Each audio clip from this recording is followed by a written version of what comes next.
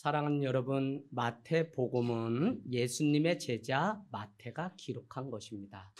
다른 복음서에는 마태라고 기록해 놓았다면 유독 마태복음만이 세리마태 이렇게 얘기해 놨어요.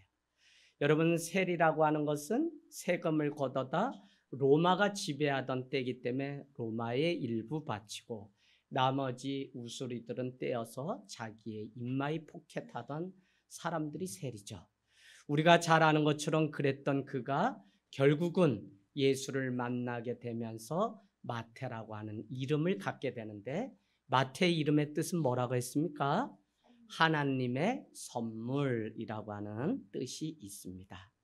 그래서 직업이 돈을 만지는 일이기 때문에, 여러분, 이런 건 되게 신학적인 문제고 알아두면 이해가 빨라요. 돈을 만지는 일이었기 때문에 마태복음의 마태는 유독 무엇에 대해서 말씀하고 있냐면 달란트의 비유와 같은 표현이 마태복음에만 기록되어 있습니다. 돈과 관련된 것에 계산이 빠르기 때문에 돈과 관련해서 많이 기록해 놓은 것이 마태복음입니다. 마태복음에는 구약이 많이 등장하는데 구약의 유대적 관점, 그것을 아직 예수를 메시아로 믿지 않는 사람들에게 바로 구약이 말했던 메시아가 바로 예수 그리스도다라고 하는 사실을 가르치기 위해서 구약의 말씀들을 많이 인용하고 있죠. 그런가 하면 마태복음 1장 1절은 예수 그리스도를 다윗과 또 아브라함이 그의 조상인 것처럼 이렇게 함으로 유대인들이 모세 오경을 비롯하여 그들이 의지하고 바라보는 아브라함과 다윗의 후손이 예수 그리스도로 이렇게 묘사하고 있습니다. 여러분, 유대인들을 대상으로 했기 때문에 구약을 50회 이상 언급하는 특징이 있습니다.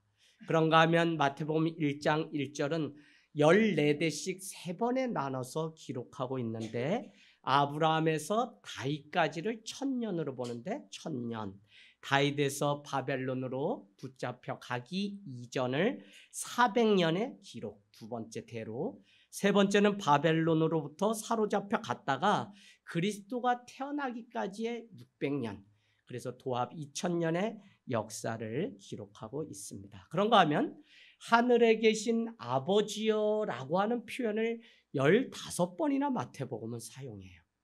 그것은 우리가 잘 아는 것처럼 유대인들이 하늘에 계신 하나님 아버지를 믿는 자들이기 때문에 마태복음은 유독 그 표현을 더 많이 하죠. 물론 하나님이라는 단어 대신 예수 그리스도를 사용하려고 하는 의도가 있는 것입니다. 그런가 하면 하나님의 나라라고 하는 그 관점 대신 유대인들이 좋아하던 천국이라는 개념을, 그래서 천국이 여기 있다 저기 있다 말하지 말고 천국은 내 심령 안에 있다는 표현이 바로 마태복음에 기록합니다. 그런가 하면 너희가 그렇게 들었으나 나는 너희에게 이렇게 말하겠다라고 하는 표현을 유독 많이 합니다. 구약에서 이렇게 한 것을 너희가 들었지만 나는 이렇게 너희에게 말하겠다라고 얘기해요. 그래서 모세는 이렇게 가르쳤으나 나는 이렇게 가르친다 등 이런 표현들을 유독 많이 사용해요.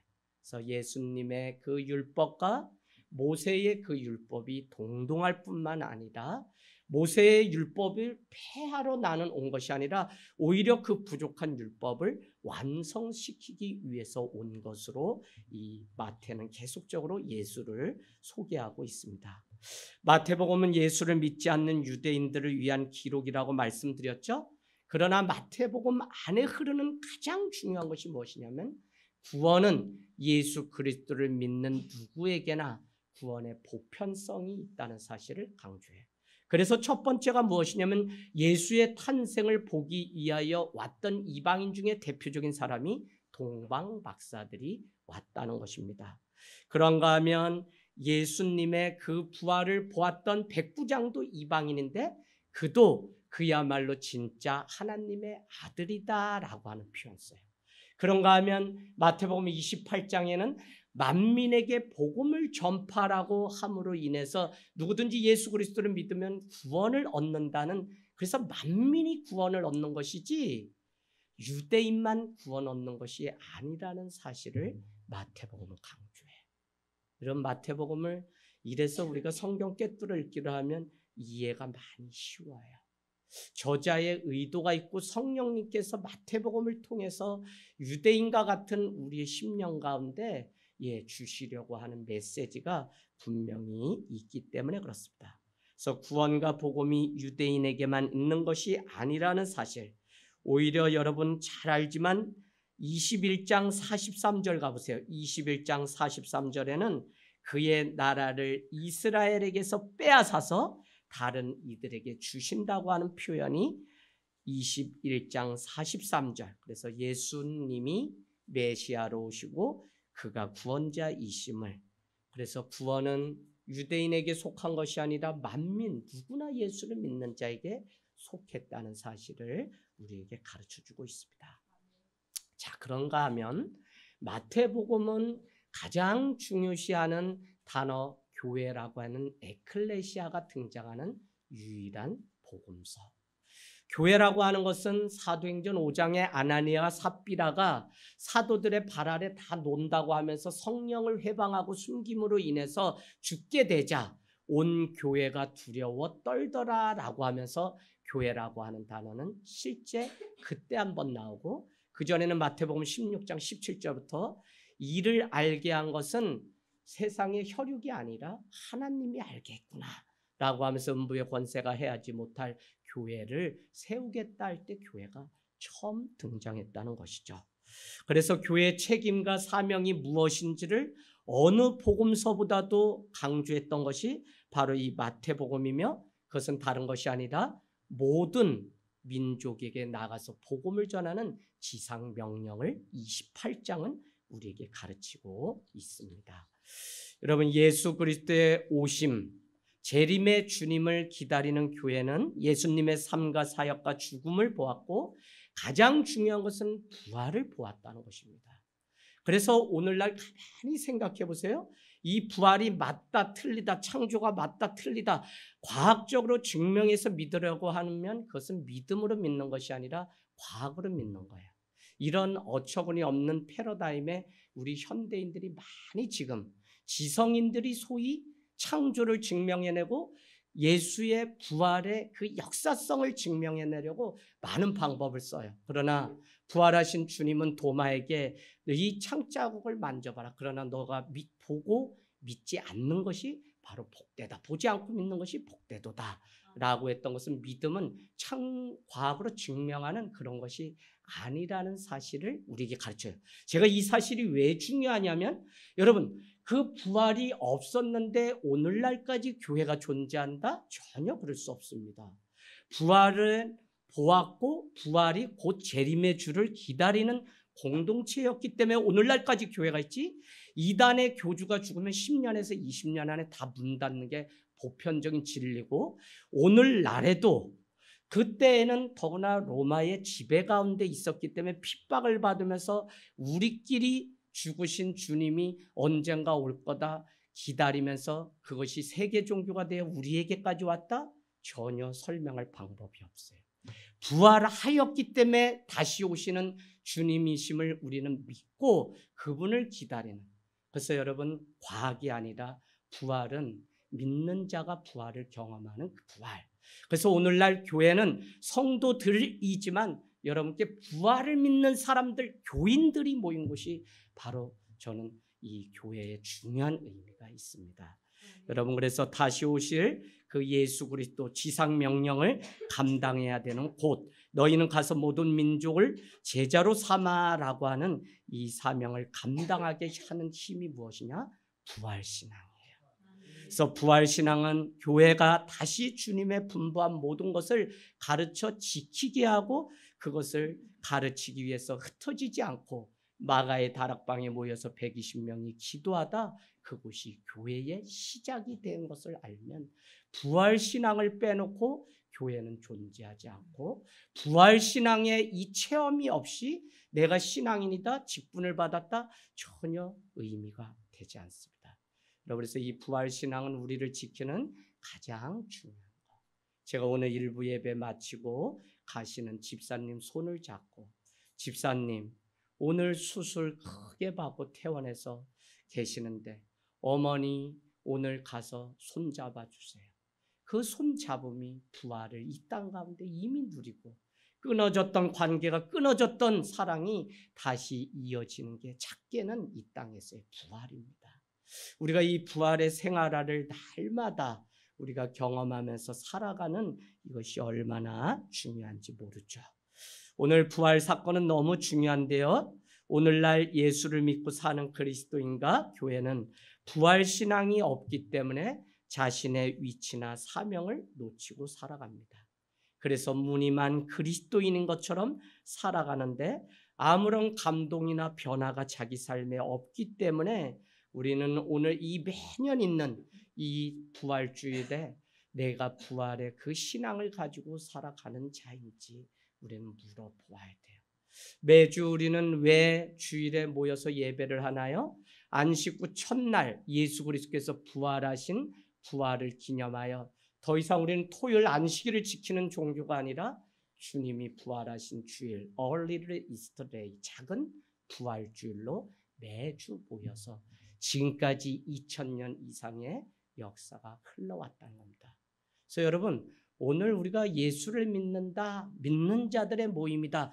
맞습니다. 더 중요한 것은 예수 그리스도의 부활을 믿고 나도 부활할 뿐만 아니라 예수 그리스도가 다시 오셔서, 예수 그리스도는 초림, 인간의 몸으로 오셨죠. 첫 번째 마리아와 요셉, 두 번째 오셨습니다. 부활하셔서 오셨습니다. 세 번째 오실 주님을 믿어요. 재림의 주님을 믿는 것입니다. 그래서 여러분이 신앙생활의 ABCD를 잘 이렇게 알고 믿는 것이 너무나 중요합니다. 교회도 성도도 물어보아야 되는 것이 54절 한번 가보실래요? 54절. 백부장과 및 함께 예수를 지키는 자들이 지진과 그 일어난 일들을 54절 어디 나오냐면 27장 54절. 백부장과 및 함께 예수를 지키던 자들이 지진과 그 일어난 일들을 보고 심히 두려워 이르되 이는 진실로 하나님의 아들이었도다. 아멘. 그래서 백부장도 인정한 부활이라는 거죠. 그래서 부활 사건은 주님의 말씀대로 음부의 권세가 이기지 못하게 하는 그 교회로 자라게 하는 유일한 근거가 부활 신앙이에요. 여러분, 내가 예수 만나요? 예수 알아요? 이제 믿게 됐어요? 그러나 여러분이 어디까지 가야 되냐? 신앙에도 네 가지가 있습니다. 창조 신앙, 임마누엘 신앙, 십자가 신앙, 부활 신앙. 부활 신앙이 견고하지 않으면 세상 가운데서 우리는 져요. 왜 우리가 왔다 갔다 하면서 날마다 사냐? 그리스도인이라고 하는, 크리스찬이라고 하는 이 고귀한 이름을 왜 우리가 지키면서 못 사냐? 적당히 그냥 썬데이 크리스찬처럼 왜 살게 되냐? 부활 신앙이 자기를 한 주 움직이지 않아서 그래요. 바빠서 못했다 이거예요. 여러분 절대 속지 마세요. 내 안에 가슴이 식어지고 부활을 본 그 기쁨을 가서 전할 그 사명을 잃어버려서 그런 거지. 병들어도 그곳에서도 예배하는 우리 백희숙 집사님, 제가 그래서 마지막 설교가 뭐였냐? 이도 마리아와 같이 그 이름이, 그 믿음이 기념되는 삶이 되게 하옵소서가 저의 마지막 설교였어요. 고 김은숙 권찰님, 우리가 성탄절날 이브에 간질 2번 와서 1000볼트 전기가 흘러서 개척한 지 4년 만에 잃게 되었습니다. 가서 장례를 집례하는데 저기 상주에 멀리 가서 하는데 그냥 가족들이 다 모이고 선친들이 60여 명이 모여서 담뱃불하고 이렇게 하고 모여 있어요. 저에게 하나님이 이 부활 신앙을 줘서 그 12월 26일에 그 언 땅을 포크레인으로 파놓고 기다리는 그 가문, 거기 앞에서 40분을 장례식 설교를, 부활 신앙을 얼마나 뜨겁게 하는지. 여러분, 해마다 가을이면 교회를 다니지도 않는 가장 큰 아버님이 우리 하늘땅교회 쌀 2가마씩 해마다 변함없이 보내오고 있어요. 쌀 받아서 맛있다가 아니라 이 부활 신앙이 있으면 여러분, 안 믿는 사람이든 믿는 사람이든 만나면 전하고 싶은 게 우리의 사명이라니까. 할렐루야. 그래서 이게 우리 안에 있는지 오늘 이 예배를 통해서 묻는 시간이 되기를 원합니다. 예수님의 부활은 그를 따르는 성도들의 부활로 연결되죠. 17장 52절 가보세요. 52절. 무덤들이 열리며 자던 성도의 몸이 많이 일어나되, 증명하기 위해서 예수님의 출생도 천사가 알려주었듯이 부활도 천사가 하늘에서 내려와서 오늘 전해준 일이 생깁니다. 28장 2절에서 3절 천사들이 와서 알려주게 되죠. 여러분 영화를 많이 봐서 아시겠지만 이스라엘의 묘라고 하는 것은 어떻게 보면 그냥 공동묘지가 이 굴 안에 있다고 보시면 됩니다. 그래서 여러 사람이 묘가 이렇게 들어가서 그 마을에 있는데 그 가운데 예수님이 이렇게 장사를 지내게 되죠. 여인들은 이곳에 내가 지키면서 있기를 원합니다 했더니 금요일에 많은 사람들이 안식일이 시작이니 우리는 돌아가자 하고 돌아가게 되고, 로마 군인들이 정말 저가 부활하나 보자 하면서 여러 겹으로 그 돌무덤 입구를 지키게 되는 사건을 우리는 볼 수 있습니다. 그럼에도 불구하고 대제사장과 서기관들이 빌라도와 또 로마 군병들이 합작하여서 거짓으로 이 부활을 꾸미려고 하죠. 그러나 예수님은 십자가를 지셨고 죽음으로 죽음을 끊어버린 부활을 약속대로 이루어 주신 것입니다. 그래서 우리 신앙 가운데 이 부활 신앙을 가지고 세상을 산다는 거, 여러분 저도 많은 사람들 헤어지고 떠나보내고, 많은 사람들, 심지어는 저의 고륙인 막내 동생을 떠나보내고도 그 병상에서 형이 목사기 때문에 복음 전하고 그에게 다시 세례를 베풀고, 그래서 머리가 다 빠져서 하나도 없는 그 광경 속에서도, 그러나 명아가 너가 다시 살 것을 믿니? 아멘. 그래서 저는 지금도 제 마음 가운데 옆에 있지 형제를 잃었다는 마음이 안 생기더라고요. 가면 대화하고 그냥 명하기를 이 추모관에 가서 얘기해요. 그러면서 제 마음 가운데 드는 생각이 뭐냐면, 부활신앙이 없다면 우리가 세상 사람과 똑같이 뭐가 다를까? 헤어짐에 대한 이 괴로움은 누구나 다 있지. 더구나 저는 부모님이 생존해 계시니까 그 아픔까지 못 가지만, 부모를 잃는다면 그건 얼마나 허전하고 마음에 무너질까요? 고향을 잃어버린 것인데. 그런데도 부활신앙을 믿기 때문에 다시 만날 그날을 학수고대하는 이것이 얼마나 큰 복인지 모른다는 것입니다. 27장 63절로 가보실래요? 주여 저 속이던 자가 살아있을 때에 말하되 내가 사흘 후에 다시 살아나리라 한 것을 우리가 기억하노니 라고 말합니다. 시체를 도둑질하여 사실처럼 꾸밀 수 있으니 무덤의 문을 굳게 지키라고 명령하고, 그러나 그 지킴을 가운데서도 예수님은 부활하셔서 그곳에 아무것도 없었다는 것입니다. 28장 4절, 지키던 자들이 그를 무서워하며 떨며 죽은 사람과 같이 되었더라 라고 얘기합니다. 아리마대 요셉, 니고데모 모두 요한복음 19장 38절에 등장하는데, 그는 한밤에 주님을 찾아왔다 예수님을 만나서 요한복음 19장 38절에 보면 억지로라도 그 아리마대 요셉은 예수님의 십자가, 저희가 금요일날 수요일인가 보았죠? 70kg에 달하는 십자가를 골고다 언덕을 끌고 올라가는, 대신 지고 가는 아리마대 요셉. 그런가 하면 여러분이 잘 아는 것처럼 또 그 예수님의 그 마지막을 지키기 위해서 니고데모는 향유를 준비해서 그 시체에 바른 일들이 요한복음 19장에 등장합니다. 여러분, 예수님은 최후의 부활까지 기다리지도 않으셨습니다. 오늘 우리가 읽은 말씀을 보면 그냥 그분은 말씀대로 사흘 만에 부활하셨고, 그가 누워있던 무덤은 빈 무덤이 되었다는 것입니다. 안식 후 첫날 줄 새벽에 예수님이 잠자던 장사된 그 무덤에 가보았는데, 거기에는 바리새인이나 대제사장이나 서기관이 먼저 간 것이 아니에요. 예수님이, 제자들이 먼저 간 것도 아닙니다. 오히려 막달라 마리아와 다른 마리아들이 28장 1절에 보면 갔다는 것이죠. 우리는 살아가면서 어떤 인생이든지 정말 부활이 필요하구나 하는 사람들이 있어요. 목회가 여러분 왜 괴롭냐면 살아나서 변화된 것을 보는 건 너무 기쁜 일이지만 누군가의 슬픔에 끝까지 함께 한다는 게 참 힘들어요. 어떤 이는 갑자기 낳은 지 얼마 되지 않은 아이를 잃고 장례식을 부탁하는데 해줄 말이 없을 때도 있어요. 그냥 울다가 손잡고 돌아온 적도 있습니다.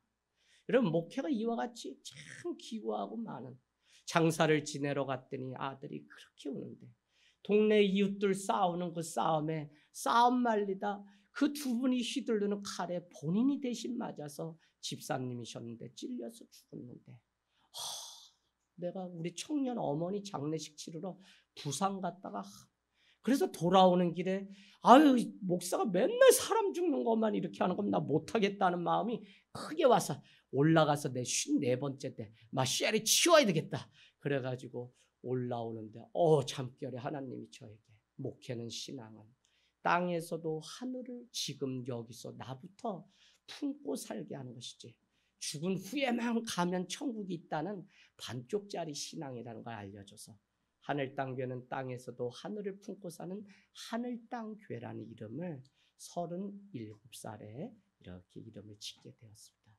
여러분 우리 교회는 늘 종말론적인 신앙, 오늘 주님이 오셔서 부활을 믿기 때문에 재림의 주님을 만날 준비를 늘 하는 슬기로운 다섯 처녀와 같은 삶을 살기를 원합니다. 힘이 없고 연약한 자, 유대사회에서 여성은 증인의 가치도 없죠. 그럼에도 불구하고 예수의 죽으심과 장사됨 그리고 부활을 목격했던 증인이 여성이고요. 비단 남자가 아니라 여자였다는 것은 힘이 없고 연약하기 그지없는 그 여인에게 부활의 기쁨이 가장 크게 다가온 것을 우리는 알 수 있습니다. 여러분 많은 여성들이 이렇게 얘기하죠. 난 죽었다 다시 태어나면 저 사람하고는 결혼 안 해. 그런데 이게 결혼이 싫어도 죽을 때까지는 같이 살아야 돼. 그러니까 얼마나 이게 어려운 거예요.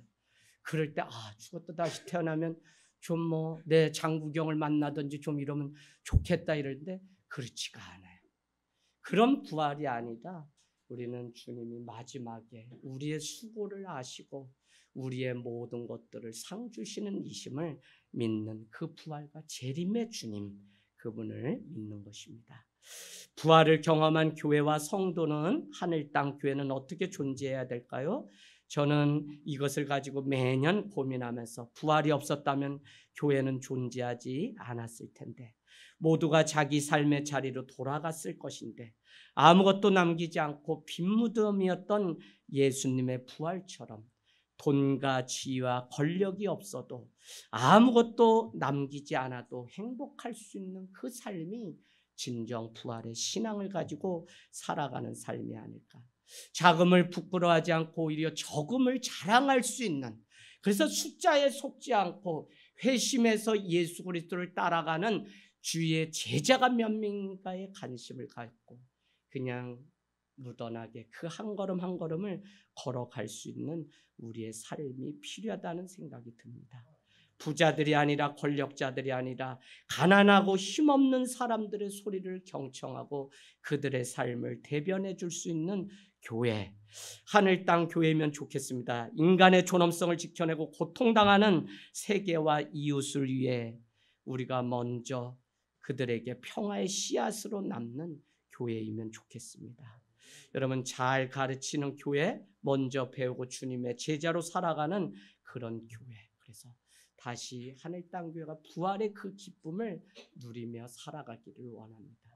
원래 하늘 땅 교회는 개척하고 7년 차까지 가정에서 2년을 있다가 40일 기도 마치고 아무것도 가지지 않겠다고 하는 마음에 저기 한 곳에 40일 기도 마치고 가곡리라고 하는 곳에 가서 빈 창고 주인을 초면에 만나서 나는 목사인데 이만해서 세를 내는 거면 차라리 불우이웃이나 내가 여기 전기세랑 기본 내고 줄만 사용할 수 있게 해주십시오 했더니 초면에 그러니까 집사님이 웃어버려요. 물론 집사님인 것도 몰랐지만 종려 주일에 전화 와서 목사님 예루살렘 입성하셔야죠 라고 해서 갔더니 그냥 믿는 자끼리 괜히 좋은 일로 만났다 나중에 안 좋을까 봐 용기 내지 못하는데, 아침마다 제가 말씀드렸던 비빌 언덕 좀 대주십시오 하는 그 말이 너무 마음에 자꾸 남아서 아내를 설득하고 해서, 목사님, 단 우리도 화재가 나서 더 이상 우리가 살 소망이 없다. 연 1%의 이자를 갖다 주말 체험농장을 하면 싸게 해준다 그래서 이 창고 200평을 전놨는데 10월 달부터는 영업을 개시하니 이제 5개월 안에는 다른 장소를 찾아서 가셔야 됩니다 해서, 예, 꼭 지키겠습니다 해서 그곳에서 아이들만 80명을 데리고 3년 차에 상가 건물로 가게 되었습니다.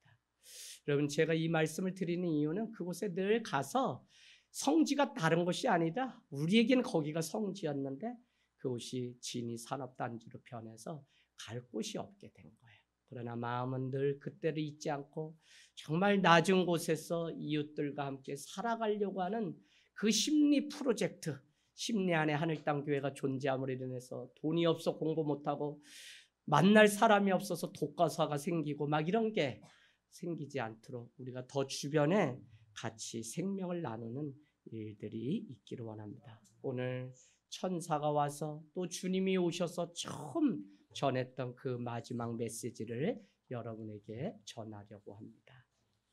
평안하라라는 것입니다. 여러분, 우리가 이 세상을 살아갈 때 그 평안은 부활의 주님이 나의 주인 되고 부활하신 그 주님이 죽었던 나를 다시 살리실 것을 믿는 그 믿음이 우리에게 분명히 있다면 우리는 세상이 줄 수 없는 그 평안을 가지고 주님 오시는 날까지 능히 승리하여서 우리는 주님 앞에 상을 받는 백성이 될 줄로 믿습니다.